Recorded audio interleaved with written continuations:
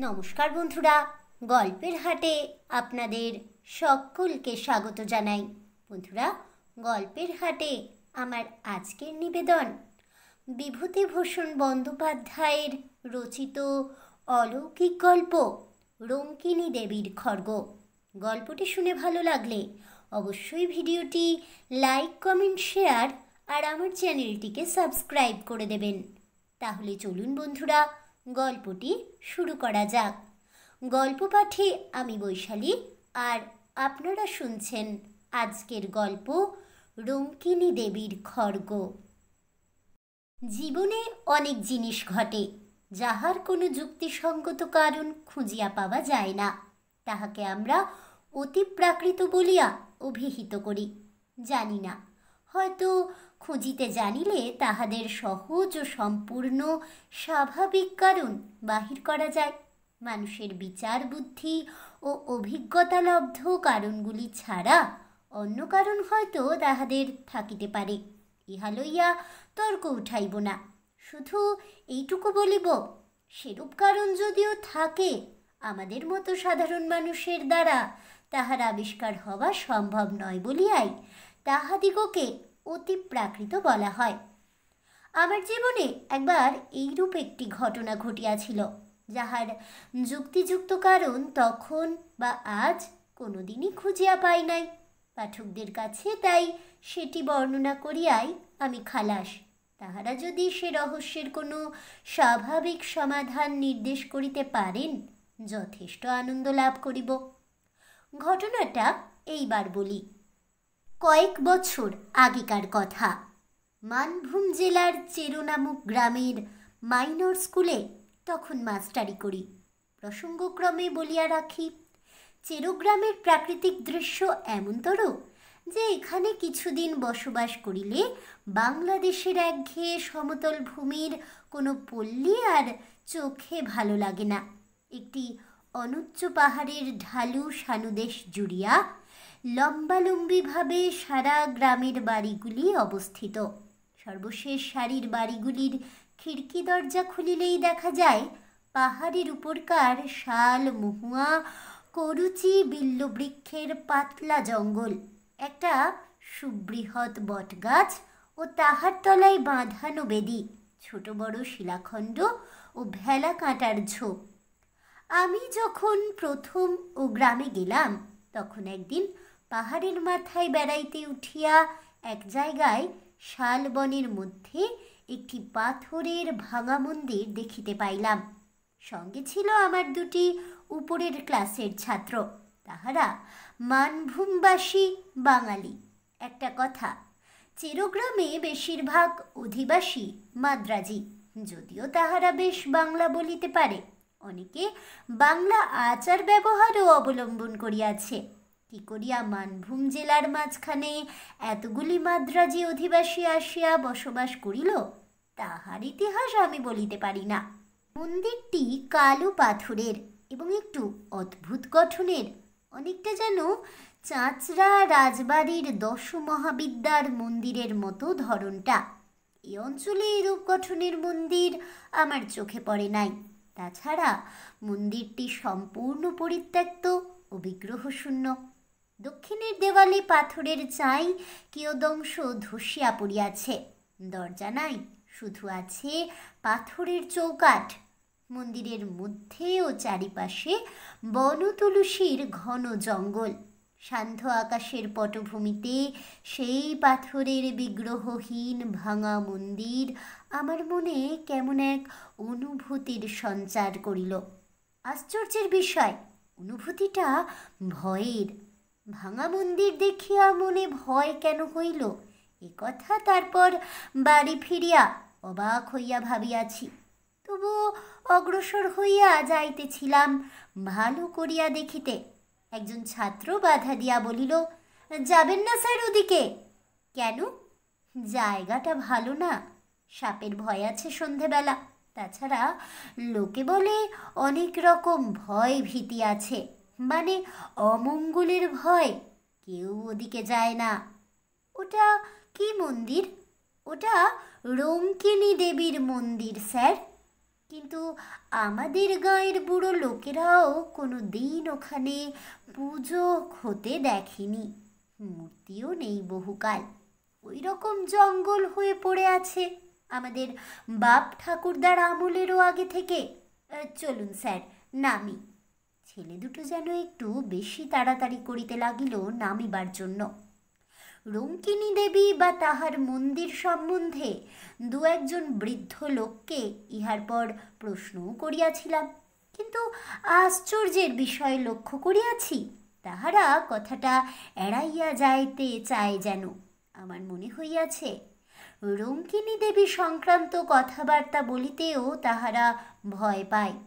আমিও আর সে বিষয়ে কাহাকেও কিছু জিজ্ঞাসা করা ছাড়িয়া দিলাম। বছর খানেক কাটিয়া গেল। স্কুলে ছেলে কম, কাজকর্ম খুব হালকা।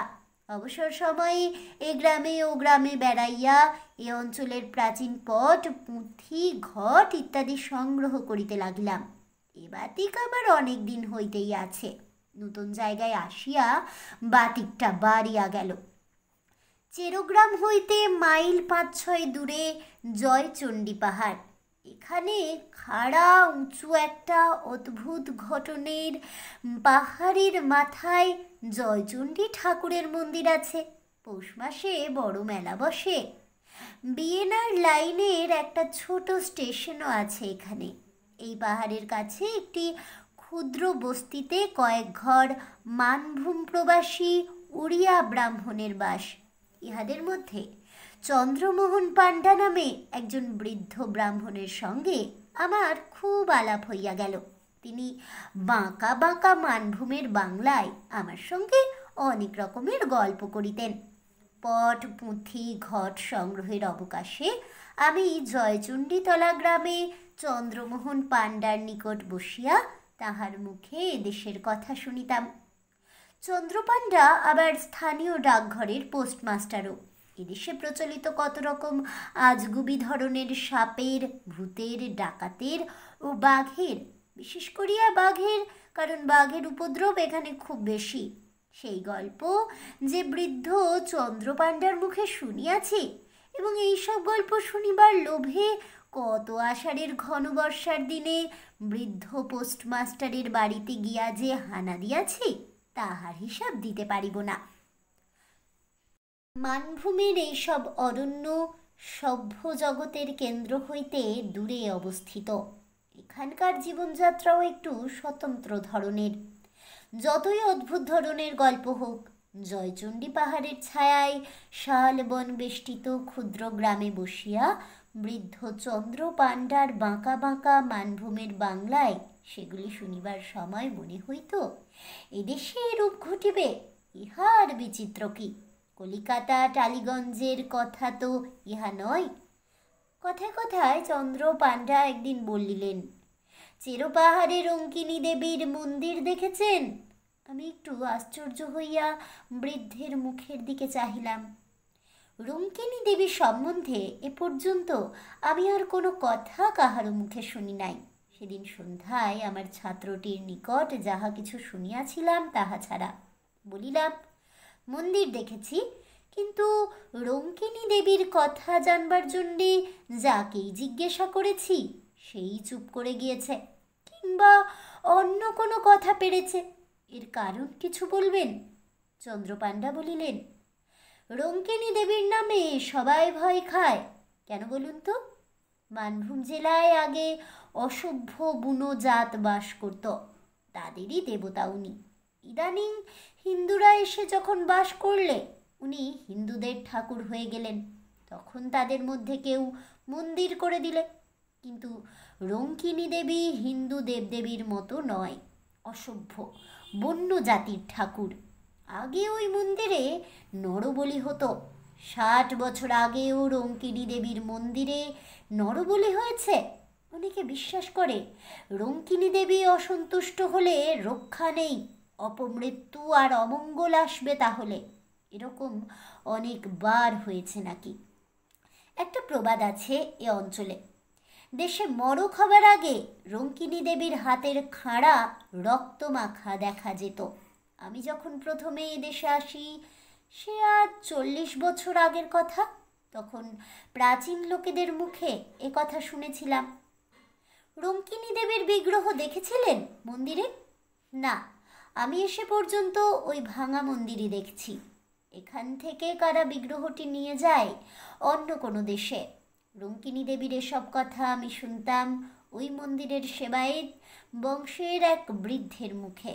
তার বাড়ি ছিল ওই চেরোগ্রামে। আমি প্রথম যখন এদেশে আসি তখন তার বাড়ি অনেকবার গিয়েছি। দেবীর খাঁড়া রক্তমাখা হবার কথাও তার মুখে শুনি। তখন তাদের বংশে আর কেউ নেই। তারপর চেরোগ্রামেও আর বহুদিন যায়নি। বয়স হয়েছে, বড় বেশি কোথাও বেরোইনি। বিগ্রহ মূর্তি কি? শুনেছিলাম কালী মূর্তি। আগে নাকি হাতে সত্যিকার নরমুণ্ড থাকতো অসভ্যদের আমলে। কত নরবলি হয়েছে তার লেখা জোখা নেই। এখনো মন্দিরের পেছনে জঙ্গলের মধ্যে একটা ঢিপি আছে, খুঁড়লে নরমুণ্ড পাওয়া যায়। সাধে দেশের লোক ভয় পায় শুনিয়া সন্ধ্যার পরে জয়চণ্ডীতলা হইতে ফিরিবার পথে আমারই গা ছমছম করিতে লাগিল। আরও বছর 2 সুখে দুঃখে কাটিল। জায়গাটা আমার এত ভালো লাগিয়াছিল যে হয়তো সেখানে আরও অনেক দিন থাকিয়া যাইতাম। কিন্তু স্কুল লইয়াই বাঙালিদের সঙ্গে মাদ্রাজিদের বিবাদ বাঁধিল। মাদ্রাজিরা স্কুলের জন্য বেশি টাকা করি দিত। তাহারা দাবি করিতে লাগিল কমিটিতে তাহাদের লোক বেশি থাকিবে, ইংরাজির মাস্টার একজন মাদ্রাজি রাখিতেই হইবে ইত্যাদি। আমি ইংরাজি পড়াইতাম। মাঝে হইতে আমার চাকুরি রাখা দায় হইয়া উঠিল। এই সময়ে আমাদের দেশে একটি হাই স্কুল হইয়াছিল। পূর্বে একবার তাহারা আমাকে লইয়া যাইতে চাহিয়াছিল। ম্যালেরিয়ার ভয়ে যাইতে চাহি নাই। এখন বেগতিক বুঝিয়া দেশে চিঠি লিখিলাম, কিন্তু শেষ পর্যন্ত এসব কারণে চেরোগ্রামের মাস্টারই আমায় ছাড়িতে হয় নাই। কিসের জন্য ছাড়িয়া দিলাম পরে সে কথা বলিব। এই সময় একদিন চন্দ্রপাণ্ডা চেরোগ্রামে কি কার্য উপলক্ষে আসিলেন। আমি তাহাকে অনুরোধ করিলাম আমার বাসায় একটু চা খাইতে হইবে। তাহার গরুর গাড়ি সমেত তাহাকে গ্রেপ্তার করিয়া বাসা বাড়িতে আনিলাম। বৃদ্ধ ইতিপূর্বে কখনো আমার বাসায় আসেন নাই। বাড়িতে ঢুকিয়াই চারিদিকে চাহিয়া বিস্ময়ের সুরে বলিলেন, এই বাড়িতে থাকেন আপনি? বলিলাম, আগে হ্যাঁ, ছোট্ট গাঁ, বাড়ি তো পাওয়া যায় না। আগে স্কুলের একটা ঘরে থাকিতাম। বছর খানিক হলো স্কুলের সেক্রেটারি রঘুনাথন এটা ঠিক করে দিয়েছেন। পুরনো আমলের পাথরের গাঁথুনির বাড়ি, বেশ বড় বড় 3টি কামরা, একদিকে একটা সরু যাতায়াতের বারান্দা। জবরদস্ত গরম, যেন খিলজিদের আমলের দুর্গ। কি জেলখানা! হাজার ভূমিকম্পেও এ বাড়ির একটু চুন বালি খসাইতে পারিবে না। বৃদ্ধ বসিয়া আবার বাড়িটার চারিদিকে চাহিয়া দেখিতে লাগিলেন। ভাবিলাম বাড়িটার গড়ন তাহার ভালো লাগিয়াছে। বলিলাম, সেকালের গড়ন, খুব ঠুনকো, আগাগোড়া পাথরের। চন্দ্রপাণ্ডা বলিলেন, না, সেজন্য নয়।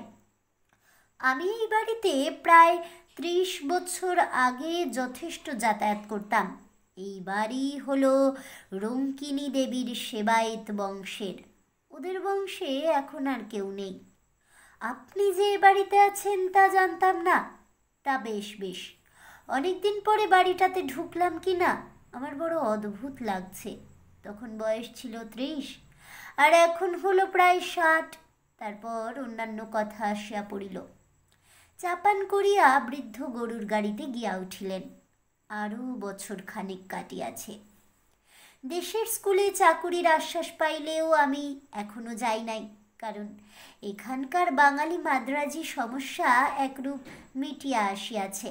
আপাতত আমার চাকুরিটা বজায় রহিল বলিয়াই তো মনে হয়।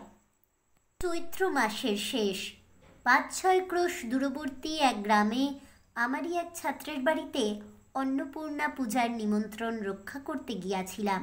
মধ্যে রবিবার পড়াতে শনিবার গরুর গাড়ি করিয়া রওনা হই। রবিবার ও সোমবার থাকিয়া মঙ্গলবার দুপুরের দিকে বাসায় আসিয়া পৌঁছিলাম। বলা আবশ্যক, বাসায় আমি একাই থাকি। স্কুলের চাকর রাখো করিয়া আমার রাঁধে। এ কয়দিন স্কুলের ছুটি ছিল। রাখহরিকে আমি সঙ্গে করিয়া লইয়া গিয়াছিলাম। বাহিরের দরজায় তালা খুলিয়াই রাখহরি বলিয়া উঠিল, এহ বাবু, এ কিসের রক্ত দেখুন। প্রায় চমকিয়া উঠিলাম। তাই বটে, বাহিরের দরজায় চৌকাঠের ঠিক ভিতর দিক হইতেই রক্তের ধারা উঠান বাহিয়া যেন চলিয়াছে। একটানা ধারা নয়, ফোঁটা ফোঁটা রক্তের একটা অবিচ্ছিন্ন সারি, একেবারে টাটকা রক্ত। এইমাত্র সদ্য যেন কাহারও মুন্ড কাটিয়া লইয়া যাওয়া হইয়াছে। আমি তো অবাক। কিসের রক্তের ধারা? এ কোথা হইতেই বা আসিল? আজ দুদিন তো বাসা বন্ধ ছিল। বাড়ির ভিতরের উঠানে রক্তের দাগ আসে কোথা হইতে? তাহার উপর সদ্য তাজা রক্ত। অবশ্য কুকুর বিড়াল ও ইঁদুরের কথা মনে পড়িল। এক্ষেত্রে পড়াই স্বাভাবিক। চাকরকে বলিলাম, দেখ তো রে, রক্তটা কোন দিকে যাচ্ছে? এসেই বড় হুলো বেড়ালটার কাজ। রক্তের ধারাটা গিয়াছে দেখা গেল সিঁড়ির নিচের চোর কুঠরির দিকে। ছোট্ট ঘর, ভীষণ অন্ধকার এবং যত রাজ্যের ভাঙা চোরা পুরনো মালে ভর্তি বলিয়া আমি কোনোদিন চোর কুঠুরি খুলি নাই। চোর কুঠুরির দরজা পার হইয়া বন্ধ ঘরের মধ্যে রক্তের ধারাটার গতি দেখিয়া ব্যাপার কিছু বুঝিতে পারিলাম না। কতকাল ধরিয়া ঘরটা বাহির হইতে তালাবন্ধ।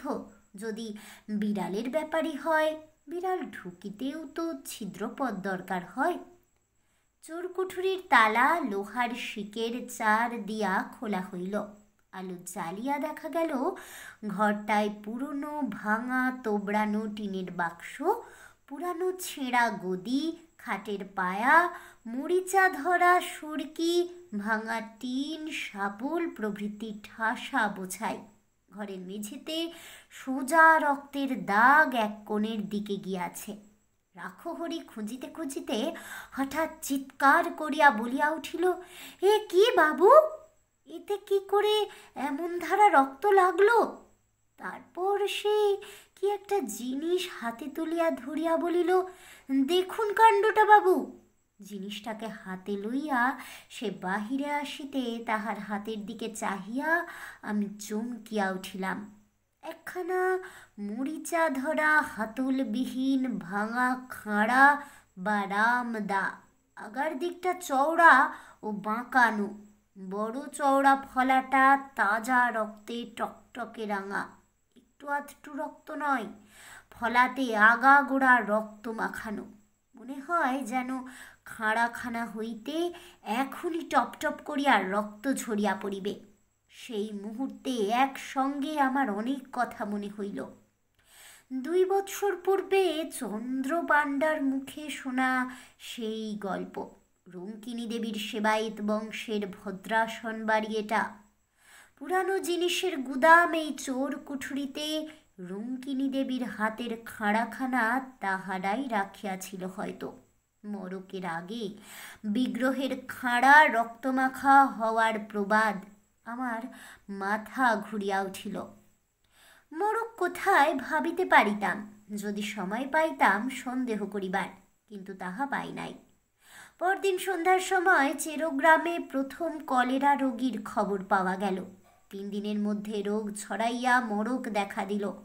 প্রথমে চেরো, তারপর পাশের গ্রাম কাজরা, ক্রমে জয়চণ্ডীতলা পর্যন্ত মরক বিস্তৃত হইল। লোক মরিয়া ধুল ধাবার হইতে লাগিল। চেরোগ্রামের মাদ্রাজি বংশ প্রায় কাবার হইবার জোগাড় হইল। মরকের জন্য স্কুল বন্ধ হইয়া গেল। আমি দেশে পলাইয়া আসিলাম। তারপর আর কখনো চেরোতে যাই নাই। গ্রীষ্মের বন্ধের পূর্বেই দেশের স্কুলের চাকরিটা পাইয়াছিলাম। সেই হইতে রঙ্কিনী দেবীকে মনে মনে ভক্তি করি। তিনি অমঙ্গলের পূর্বাভাস দিয়া সকলকে সতর্ক করিয়া দেন মাত্র। মূর্খ জনসাধারণ তাহাকে অমঙ্গলের কারণ ভাবিয়া ভুল বোঝে। তাহলে বন্ধুরা, আমার আজকের এই গল্পটি শুনে কেমন লাগলো অবশ্যই আমাকে কমেন্টে জানাবেন। ভিডিওটি ভালো লেগে থাকলে লাইক শেয়ার করতে ভুলবেন না। আমার চ্যানেলের নতুন বন্ধু হয়ে থাকলে চ্যানেলটিকে সাবস্ক্রাইব করে দেবেন, পাশে থাকা বেল বাটনটি প্রেস করে রাখবেন নতুন ভিডিওর নোটিফিকেশন পাওয়ার জন্য। ফিরে আসছি পরবর্তী ভিডিও নিয়ে। ততক্ষণ সবাই ভালো থাকুন, সুস্থ থাকুন, আর অবশ্যই সঙ্গে থাকুন আর দেখতে থাকুন গল্পের হাট।